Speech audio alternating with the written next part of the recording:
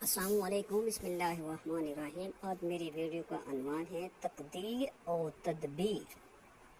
اس video کو and تک ضرور دیکھیے گا اور ساتھ ساتھ سبسکرائب اور لائک اور شیئر ضرور کریے گا۔ ایک دن حضرت سلیمان علیہ السلام کے دربار میں انسانوں اور جنوں کے درمیان تقدیر اور تدبیر کے اثرات کی بحث چل پڑی۔ جنوں کے پاس بھی مضبوط دلائل تھے کہ اچھی اور محفوظ تدابیر سے تقدیر بدل جا سکتی ہے، جبکہ کچھ انسانوں کی طرف سے بھی تقدیر کی اٹل ہونے پر مضبوط دلائل تھے۔ حضرت سلیمان نے بہت بڑھ چڑھ کر بولنے والے جن سے کہا، اگر تم اپنی دلیل کی اٹل ہونے کا اتنا ہی یقین ہے تو ثابت کر کے دکھاؤ۔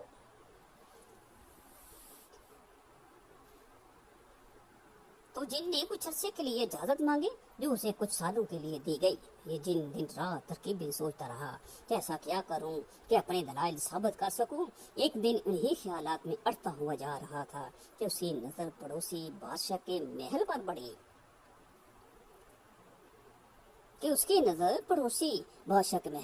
اس کی وسیع و عریض چمن میں نوما شہزادی اپنی کنیزوں اور سہیلیوں کے ساتھ چھپن چھپائی کھیل رہی تھی۔ وہ اپنی سہیلیوں سے چھپنے کے لیے ایک الگ تھلگ درخت کے پیچھے چھپی ہوئی تھی کہ اس جن نے فوراً شہزادی کو غائب حالت میں ایک رومال میں دوا سنگا کر بے ہوش کیا اور لے کر اڑ چلا۔ اس نے ایک بڑے اور گھنے درخت کی شاخوں کے درمیان ایک دم ایک آرام دہ بنایا، اس میں شہزادی کی ضرورت کی اور کھانے پینے کی تمام اشیاء رکھ دی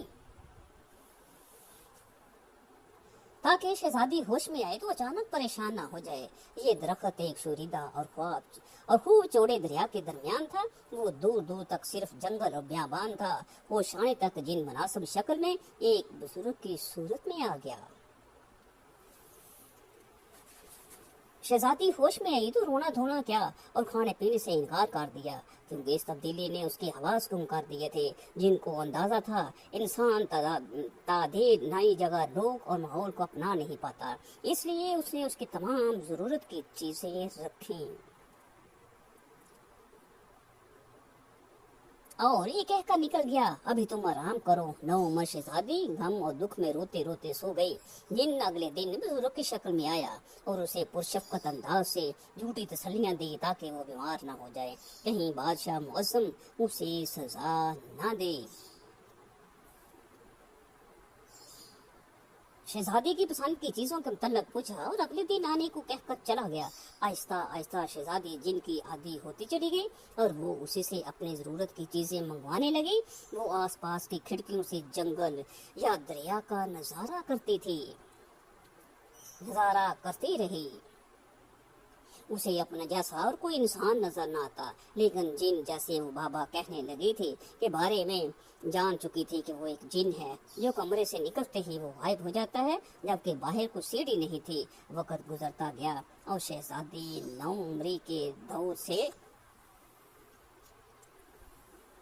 نوجوانی میں داخل ہو گئی۔ جن کے آنے کے دوراننے میں لمبا وقفہ آنے لگا، کیونکہ اب وہ مطمئن تھا کہ اب شہزادی کو پیش کرنے کا وقت آنے والا ہے اور وہ بادشاہ معظم حضرت سلیمان علیہ السلام کے سامنے اپنی شرط جیت جائے گا۔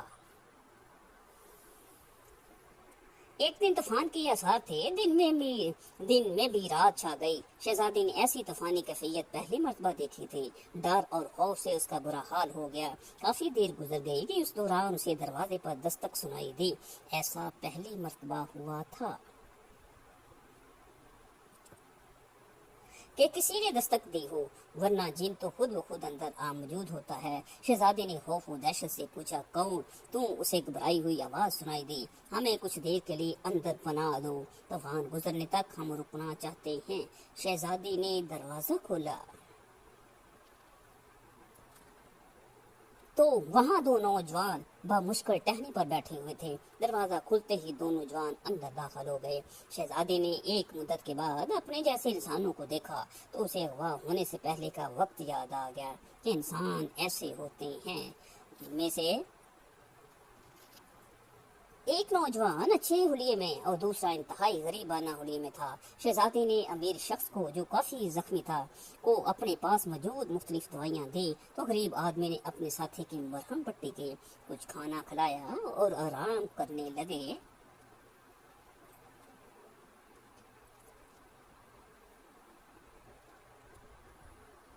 कुछ खाना खाया और आराम करने लगे। आराम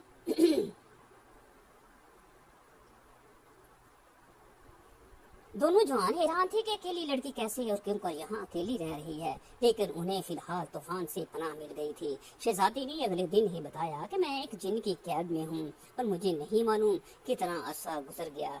बस मैं इस वक्त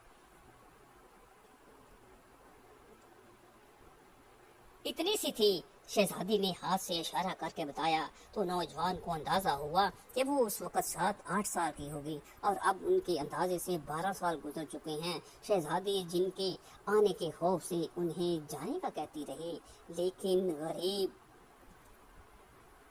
लड़के ने बताया कि ये एक मुल्क का शहजादा है और मैं इस कश्ती का मुला हूँ। इस पर सवार होकर शहजादे साथियों के साथ मछलियों के शिकार के लिए निकले थे कि इस तूफान ने कश्ती बुरी तरह तबाह कर दी। बाकियों का क्या बना, सिर्फ हम दोनों एक तख्ते से चिमटकर उस दरख्त की लंबी शाखों से अटक गई। चढ़ती तूफानी लहरों से बचने के लिए दरख्त पर चढ़े तो कमरा देखकर हैरत भी हुई और बचने की उम्मीद भी, लेकिन यहाँ तो एक और ही माजरा नजर आ गया है। शहजादे ने कुछ बेहतर होने तक ठहरने की इजाजत चाही। शहजादी ने बताया कि जिन उन्हें जिंदा नहीं छोड़ेगा। हैरत अंगेज तौर पर जिनके आने का वक्फा लंबा हुआ और उस दौरान शहजादा बेहतर हो गया। और वही हवा जो तकदीर ने रंग दिखाना होता है कि शहजादे और शहजादे की आपस में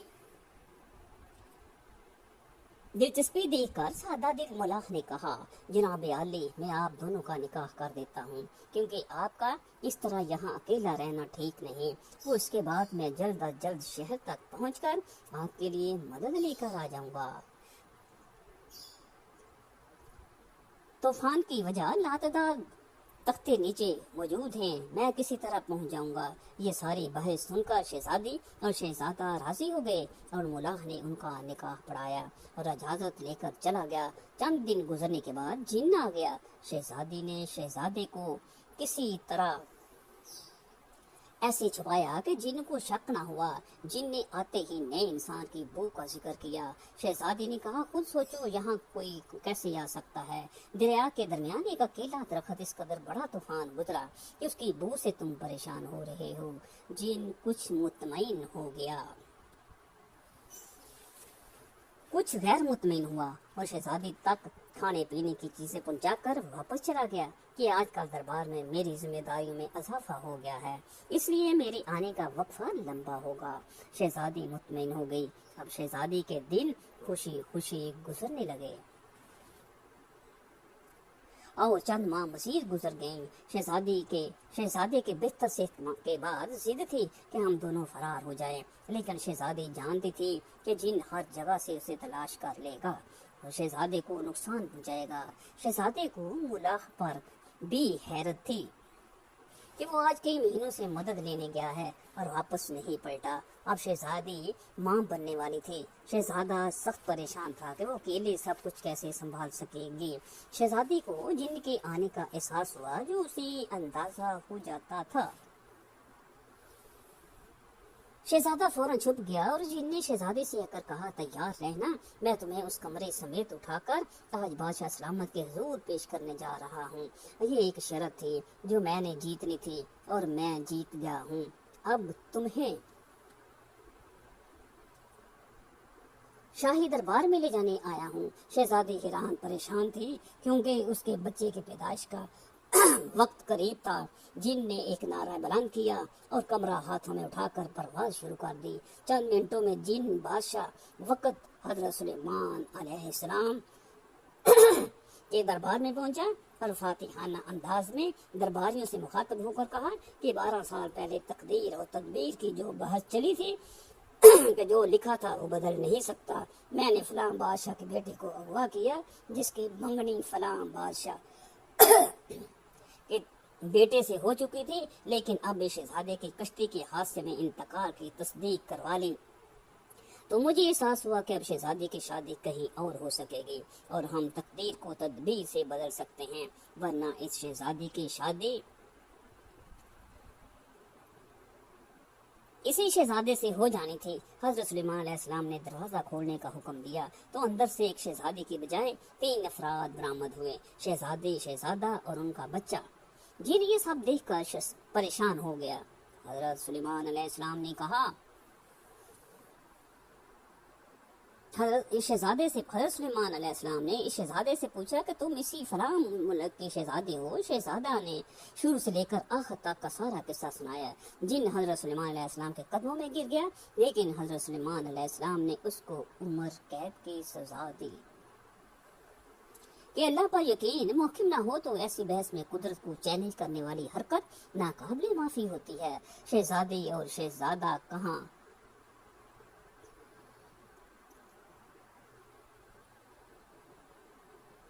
شہزادی اور شہزادے کہاں؟ لیکن ان دونوں کی آپس میں شادی ہو گئی اور ان کا ایک بیٹا پیدا ہو گیا۔